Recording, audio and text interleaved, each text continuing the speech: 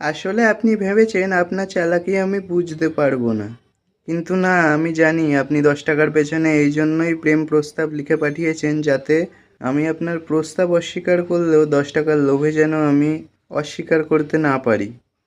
বাবা, তুই তো দেখছি ভালোই বিজনেস পলিসি জানিস। এইভাবেও প্রেম প্রস্তাব দেওয়া যায়? ঠিক আছে, তো পড়া হয়েছে, তো এবার যাও গিয়ে নিজের কাজটা করো গা। দাঁড়া দাঁড়া, এতে আরও কিছু লেখা আছে। আবার কি?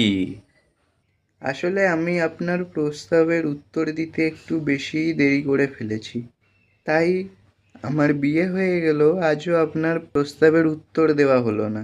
এর জন্য আমি ক্ষমা প্রার্থী, আর চিঠির পেছনে আপনার 10 টাকা আমি ফেরত দিলাম। আচ্ছা, এবার বুঝলাম কেসটা কি হয়েছে। তা বাবু, সবই তো ঠিক আছে, কিন্তু 10 টাকাটা তো পেলাম না। আসলে মা, ওটা এতক্ষণে বাথরুমের ট্যাঙ্কিতে চলে গেছে, কারণ আমি ওকে বলতে চাই যে আমি ওর 10 টাকায়।